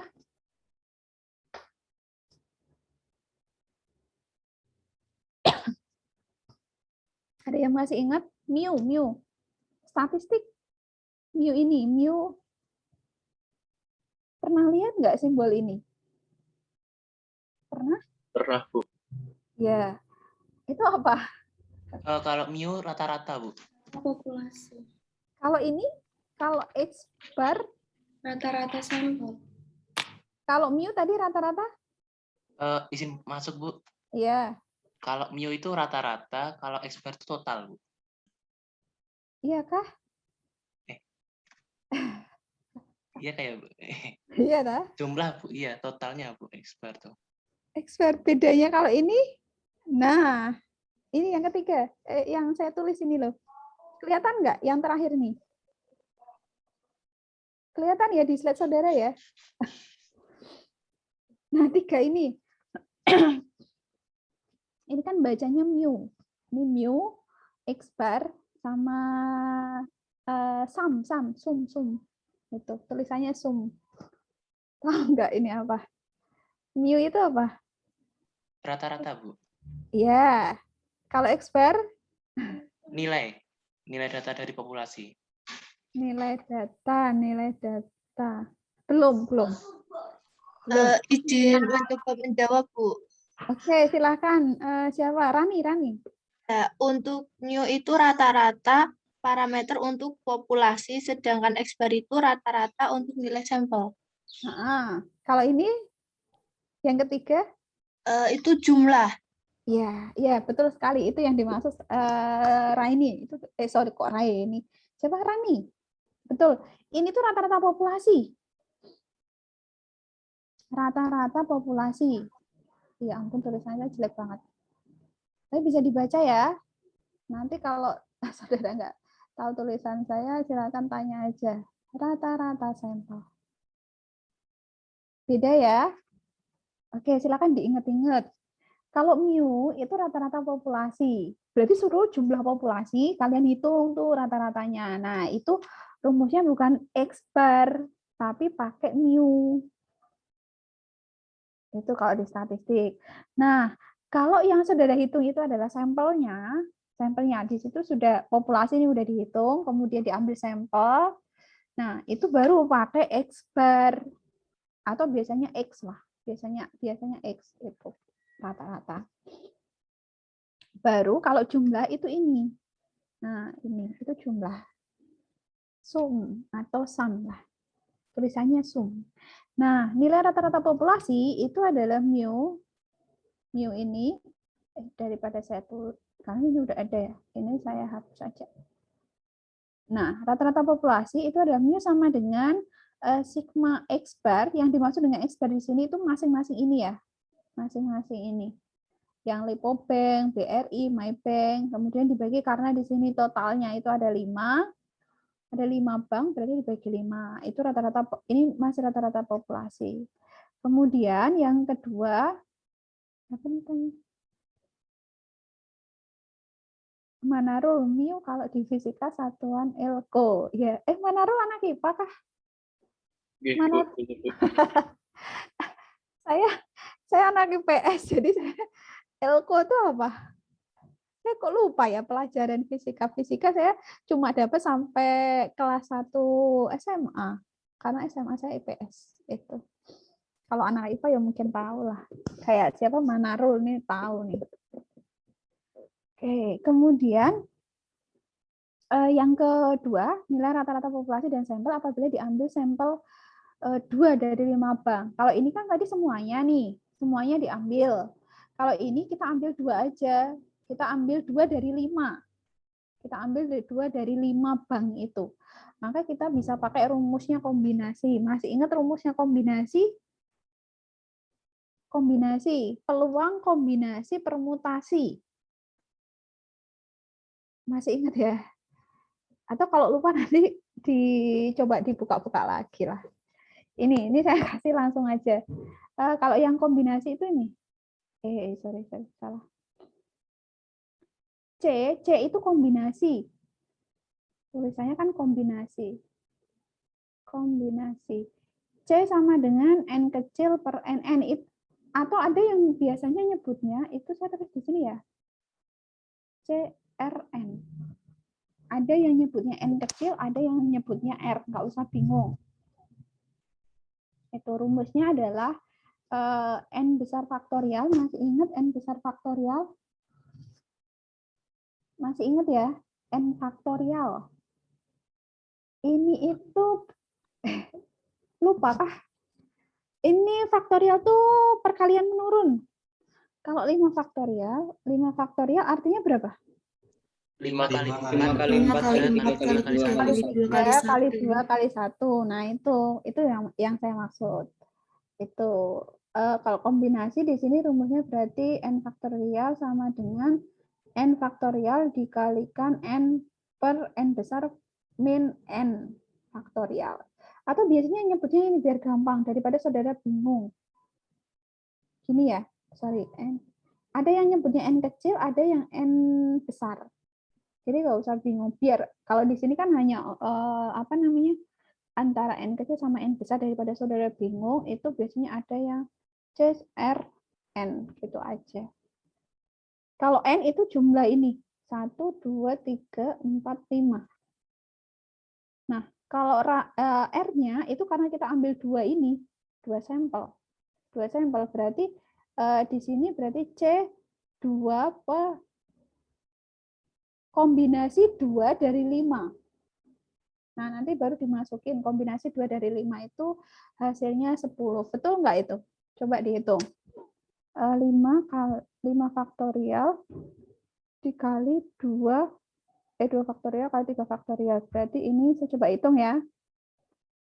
5 kali 4 kali 3 kali 2 faktorial. Berarti ini 2 kali 1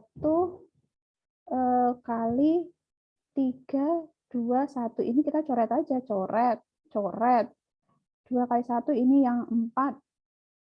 Yang 4 kita coret. Ini coret. Ini jadi 2. Pas 5 kali 2, 10. Gitu ya, bisa ngitungnya ya. Bisa, ini gampang. Nah, yang kedua, kalau tadi ada kombinasi, yang kedua adalah perhitungan rata-rata dari setiap sampel. Ini tinggal dihitung aja, misalkan tadi kalau Lipobank sama BRI misalnya ya, karena kita ada 5, berarti Lipobank sama BRI, Lipobank sama Maybank tinggal ditambah aja ROA-nya. ROA dari Lipobank tadi 2, ROA dari BRI itu 4.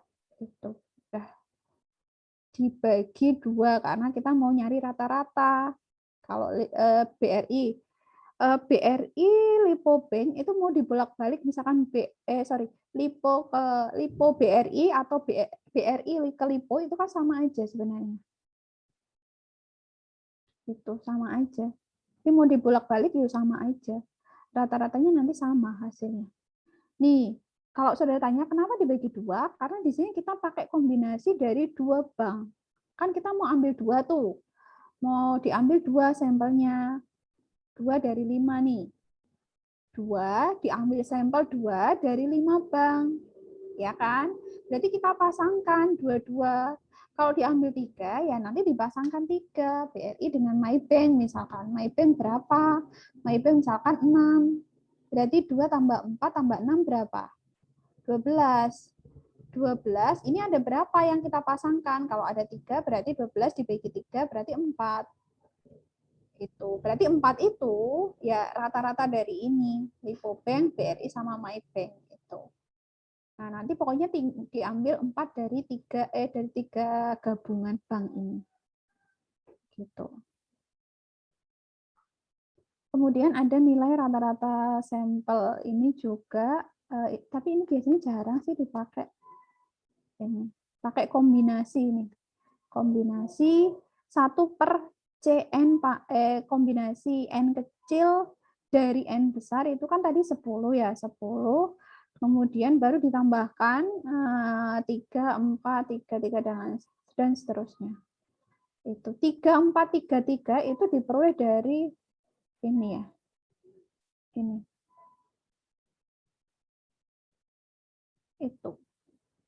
Diperoleh dari slide sebelumnya yang perhitungan ini, hasil dari ini.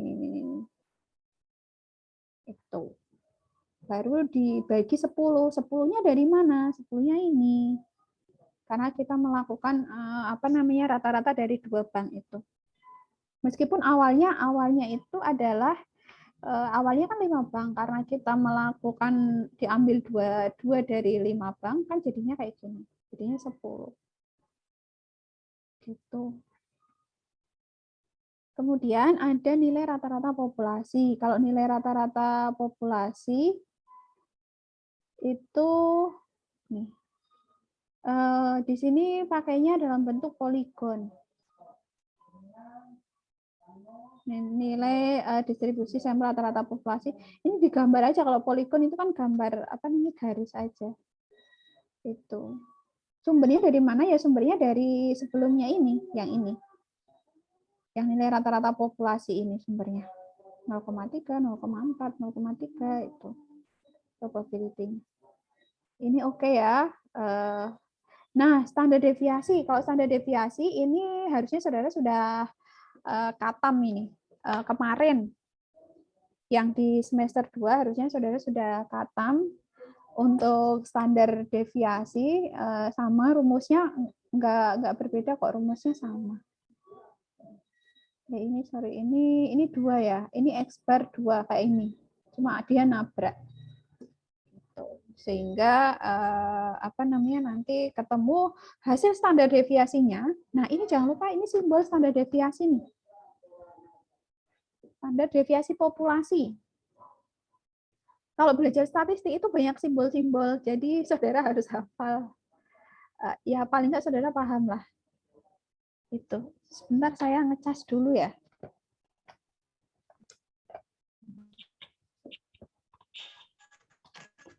Oke, itu. Kalau simbol ini yang saya kotak merah ini, itu adalah standar deviasi populasi. Nanti ada beda lagi kalau untuk standar deviasi sampel. Kan ada standar deviasi populasi, ada standar deviasi sampel. Itu simbolnya itu adalah S. S kecil. Sama kayak tadi. Kalau rata-rata populasi itu pakai mu, kemudian kalau rata-rata sampel itu X-bar, kalau standar deviasi juga sama. Semoga saudara masih ingat. Kalau standar deviasi populasi itu rumusnya ini apa ini cara bacanya nggak tahu tuh. Pokoknya itu rumusnya. Bukan rumus ya, simbol. Kalau rumusnya ini. Kalau standar deviasi sampel itu simbolnya S. Nah, ini ketemu untuk standar deviasi populasinya adalah ini yang paling bawah nih, 1,33 setelah dimasukkan ke rumus ini. Tuh. Nah, ini standar deviasi sampel seperti yang tadi saya bilang. Simbolnya adalah S, yaitu rumusnya adalah standar deviasi populasi dibagi dengan akar N. Ketemu hasilnya ini bukan ini ya, 0,77. Ini Pak masih pakai rumus. Oh, ini pakai rumus populasi nih. 0,77. Silakan nanti coba dihitung lagi ya, Saudara. Gitu. Nah, karena ini sudah masuk mulai yang agak susah dipahami, ini sudah masuk ya mulai slide 23. Di sini hubungan standar deviasi sampel dan populasi. Yang jelas hubungan antara standar deviasi sampel dengan standar deviasi populasi untuk populasi yang terbatas sama populasi yang tidak terbatas itu berbeda untuk rumusnya. Kalau ini yang terbatas ya. Ini pakai rumus ini. Kalau standar deviasi untuk yang tidak terbatas ini pakai ini. Berarti mau nggak mau saudara harus nyari dulu ini. Standar deviasi populasinya itu berapa. Baru nanti bisa dimasukkan ke dalam rumus. Itu. Nih. Nah, ini untuk distribusi sampling proporsi. Di sini ada nilai rata-rata proporsi, ada standar deviasi sampel proporsi, ada standar deviasi proporsi. Berarti ini untuk yang populasi, ini untuk standar deviasi sampel. Ini standar deviasi populasi proporsi. Belum saya tambahkan. Ini nggak perlu dihafal karena biasanya jarang keluar. Biasanya kalau sudah untuk perhitungan sampel ini saudara pasti ambil yang gampang dan telah memenuhi kriteria gitu. Nah, ini untuk skema selisih populasi atau sampelnya. Di sini ada populasi 1, maka di situ dia sampel 1 berukuran sekian. Populasi 2 dengan sampel berukuran sekian. Apakah sampel rata-rata sampel 1 dan rata-rata sampel 2 itu sama dengan rata-rata populasi 1, rata-rata populasi 2. Nah, itu juga harus diperhatikan juga. Nah, nanti ini berapa jumlahnya itu kan saudara tadi sudah bisa menghitung di awal rumusnya itu seperti apa. Nanti bisa dihitung aja apakah nanti itu sama. Misalkan kalau sampel yang ini ya, misalnya rata-rata untuk sampel 1 itu 50, kalau ini misalnya 40. Apakah sama dengan misalnya rata-rata populasi kalau ini 100, ini 80 misalnya? Sama atau enggak? Gitu. Kalau secara angka ini beda, tetapi kalau kita perhatikan lagi ini sebenarnya kan sama. Ini adalah perbandingan 5:4. Ini sama dengan berarti berapa? 10:8. Kalau dibagi 2 kan sama, jatuhnya sama. Beda ya. Kalau ini dibagi 2, 5, ini dibagi 2, 4. Sama. Jatuhnya kan sama. Gitu. Kalau kita bandingkan, itu jatuhnya nanti sama. Meskipun di sini jumlah rata-ratanya berbeda. Tapi kalau ini secara matematis, ini kan sama sebenarnya. Gitu. Kemudian ada skema selisih populasi atau sampel. Nah, di sini misalnya rata-rata untuk sampel 1, sampel 2 itu sama dengan ini rata-rata 1 dikurangi rata-rata 1 sama dengan mu. Ini bukan rata-rata 1 tapi rata-rata 2 ya. Ini ya. Silakan diperbaiki. Nah, ini bukan 1 tapi 2. Selisih ya, selisih. Jadi kalau di dalam selisih itu berlaku nilai mutlak. Nilai mutlak tahu ya, nilai mutlak ya. Misalkan selisih antara 10 dan 15, itu kan 5. Selisih 15 dengan 10. 5 kan? Karena kalau di dalam selisih itu berlaku mutlak. Tahu mutlak ya? Mutlak. Tahu, Bu. Ya, Tahu, tidak, Bu. ya tidak berlaku, minus itu tidak berlaku. Jadi selisih antara 10, 15 ya 5. Selisih antara 15, 10 ya 5. Meskipun kalau secara matematis 10 dikurangi 15 kan min 5. Tapi kalau di dalam sampel itu nilainya mutlak.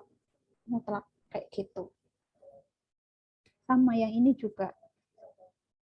Itu.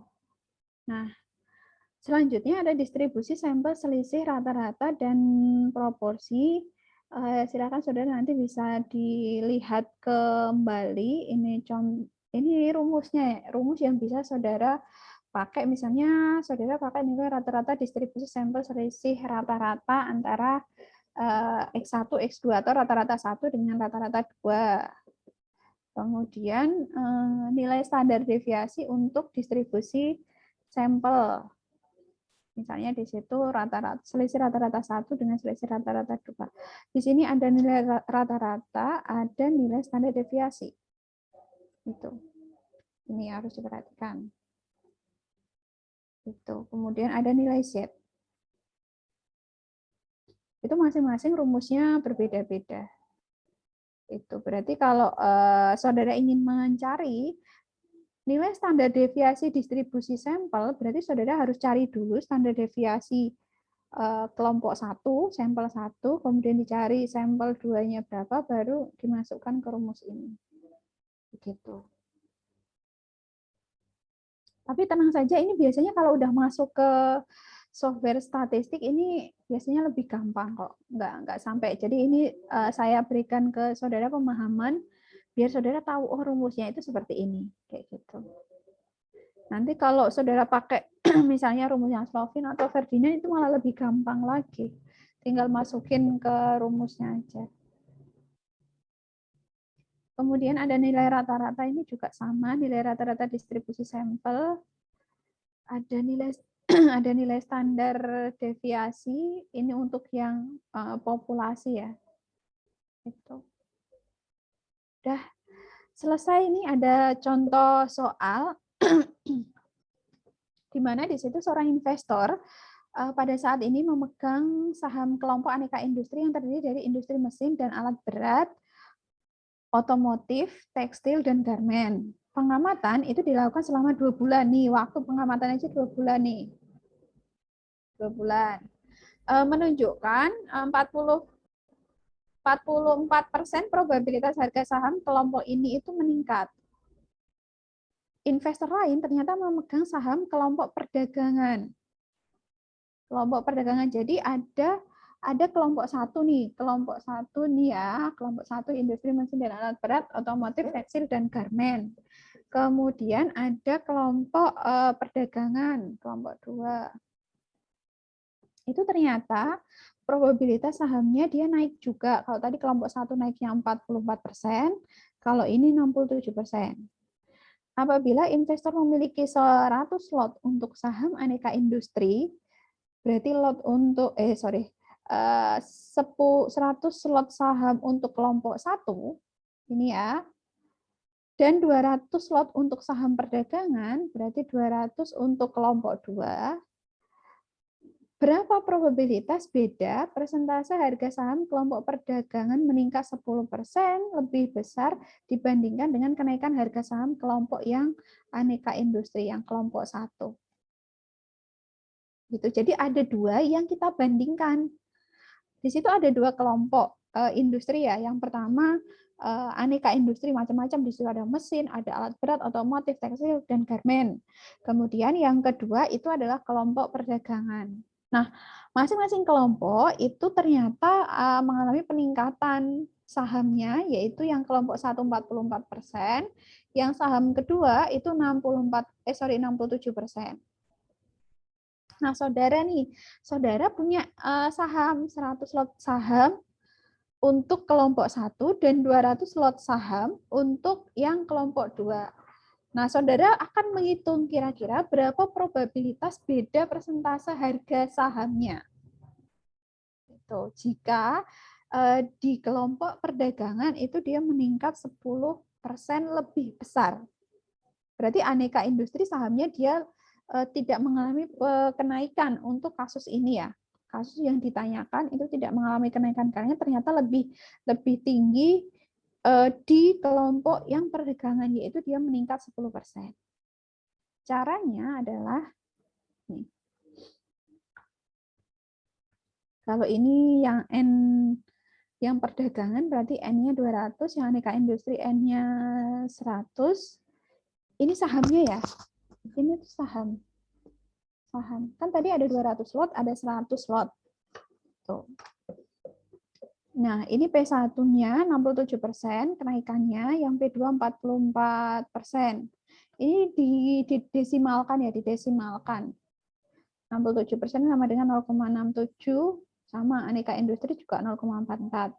Saudara menghitung beda proporsi atau selisih proporsinya, berarti selisih proporsinya adalah 10%. 10% ini dari mana? Dari ini, dari pertanyaan. 10% ini. Yang tadi perdagangan itu dia meningkat 10%. Jadi bukan selisih antara 67 sama 64, itu bukan, tapi selisih proporsi yang ditanyakan. Gitu ya. Baru nanti dimasukkan ke rumus. Nanti standar deviasi dari selisih proporsinya ketemu 0,06, nilai Z-nya itu diperoleh hasilnya minus 2,16. Jadi proporsinya itu sebesar 98,03. Nah, pasti saudara bertanya, nilai ini, betul nggak? Nilai Z di situ minus 2,16. Kenapa hasilnya diperoleh 0,4803? Betul nggak? Ya kan? Ada yang tahu?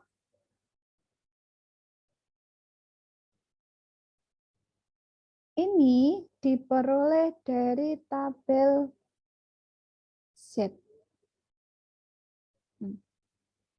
Tabel Z itu ada di mana? Tabel Z itu saudara bisa lihat di buku statistik.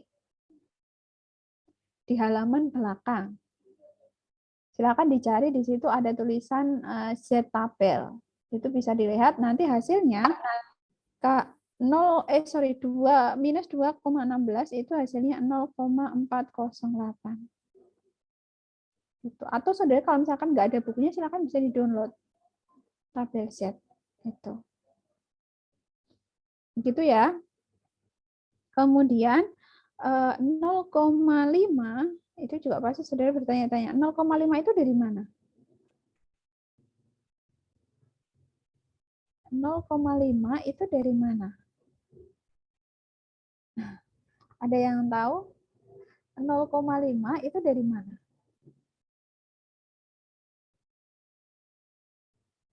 Ada yang tahu nggak 0,5? Kalau nggak ada yang tahu, ini PR berarti. PR. Khusus ini ya di slide ini itu PR buat saudara. Nanti minggu depan silahkan saudara PR-nya sebenarnya nggak perlu saudara kumpulkan atau tidak perlu saudara upload jawabannya, tetapi saudara cukup tahu saja. Nanti minggu depan silahkan bisa disampaikan jawabannya. Kok bisa ketemu 0,5 dan 0,408. Kalau 408 tadi saya sudah memberitahu saudara kalau 0,4803 itu diperoleh dari tabel Z. Ini ada di buku statistik atau saudara nanti bisa download di Google. Itu ada tabel Z. Cari aja tabel Z yang nilainya adalah 2,16. 16 ini.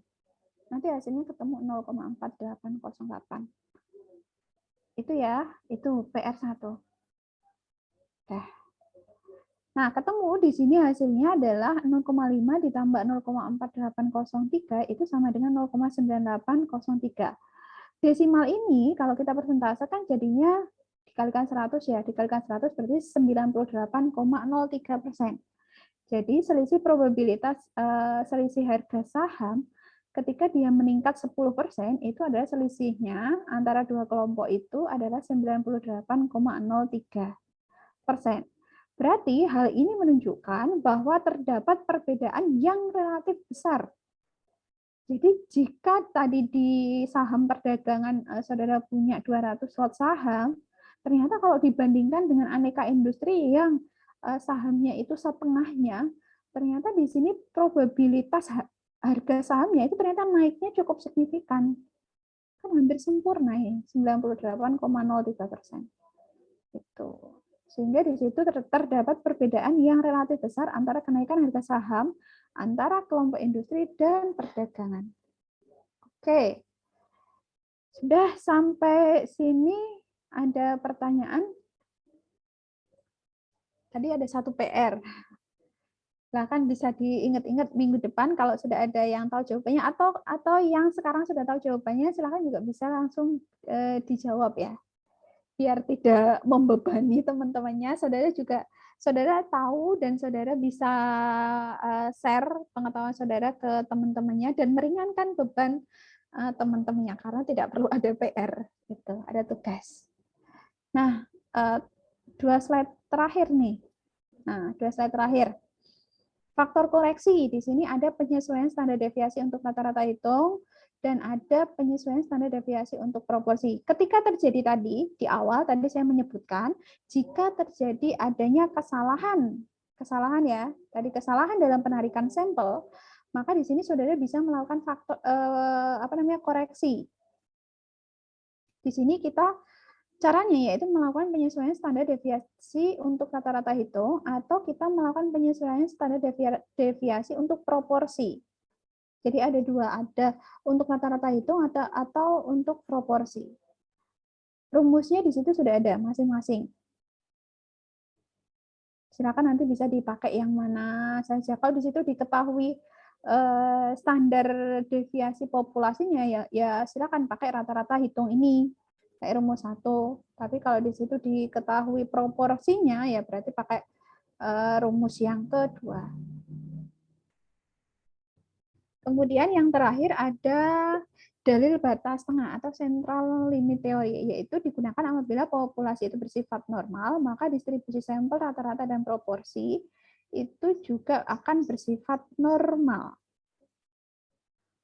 Sedangkan untuk di sini populasi dengan rata-rata mu dan variansnya itu adalah standar deviasi kuadrat, maka rata-rata hitung distribusi sampel dari seluruh kemungkinan kombinasi yang diperoleh dari populasi itu akan mendekati distribusi normal, di mana rata-rata hitung itu sama dengan rata-rata hitung populasi. Jadi rata-rata hitung sampel itu sama dengan rata-rata hitung populasi. Kayak misalkan tadi, jika rata-rata hitung sampelnya itu adalah 80, maka rata-rata hitung populasi itu juga sama 80. Seperti itu. Misalnya 4 ya, sini 4. Dan varian distribusi sampel itu sama dengan standar deviasi populasi, SD populasi kuadrat ya, dibagi N, jumlah sampel. Oke, itu saja dari saya. Sebenarnya untuk rumus-rumus ini nanti tidak akan terlalu banyak saudara pakai kok ketika di skripsi, karena ini hanya awal saja, hanya awal untuk menentukan kira-kira saudara nanti mau pakai yang rata-rata hitung atau rata-rata proporsi. Yang lebih banyak dipakai itu adalah rata-rata hitung, yang lebih gampang untuk dipakai menentukan kira-kira nanti standar deviasi yang digunakan itu atau mau pakai rata-rata hitung atau mau pakai proporsi. Itu. Oke, saya rasa cukup sekian dari saya. Silakan kalau ada pertanyaan sebelum saya akhiri. Ini di chatroom nggak ada pertanyaan. Silakan. Kalau tidak ada berarti saya akhiri karena waktunya juga sudah selesai ya, sudah jam 9:30. Oh ya, untuk minggu depan, untuk pertemuan saya dan seterusnya, untuk saya berarti sampai UTS ya, sampai UTS itu perkuliahan saudara kita mulainya jam kalau misalkan ada sesi Zoom ya, sesi Zoom kita mulai jam 7.45 ya. Karena jam 7 itu harus apel dulu.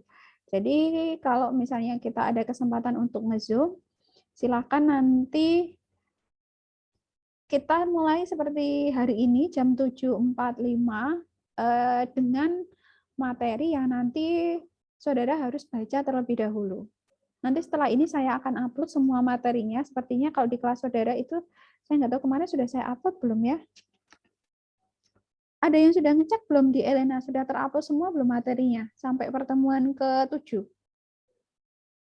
Ketika tadi sudah... Belum, Bu. Masih terakhir teknik sampling. Oh ya, berarti nanti setelah ini, silakan nanti siang saudara nanti bisa cek. Setelah ini akan saya upload materinya sampai pertemuan ke-7. Tapi nanti di situ sama kayak hari ini, jadi nanti saya akan coba rapikan lagi. Kalau misalkan di situ di filenya ada tertulis misalnya ya 1 sampai 2, berarti itu artinya itu materi file itu digunakan untuk pertemuan 1 sampai 2. Kalau cuma misalkan 3, oh berarti itu hanya untuk pertemuan 3 saja. Kalau pertemuan 4 sampai 5, oh berarti itu materinya digunakan untuk pertemuan 4 sampai 5, begitu seterusnya. Kalau itu pertemuan dengan saya ya, nanti kalau dengan Pak Pras ya nanti beda lagi. Nanti setelah ini saya upload semua materinya.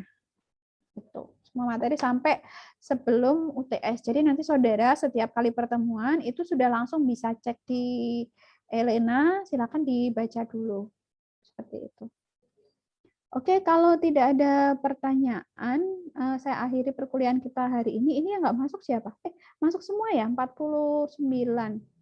Ini ada satu orang yang pakai dua akun, harusnya kan 47. 47 sama saya 48. Ini satu orang siapa tadi? Si Yuan kah? Yuan atau siapa tadi? Ada, Bu, ini Bu yang saya lihat 2 akun. Oh, ada ya. Atau ada mahasiswa lain mungkin yang masuk, saya nggak tahu. Kalau ada mahasiswa lain yang masuk, ya nggak apa-apa sih. Kan kita untuk belajar semua ya, belajar bareng-bareng. Harusnya kan di sini 48 sama saya, tapi di sini 49. Berarti kan tadi ada yang pakai 2 akun, nggak masalah.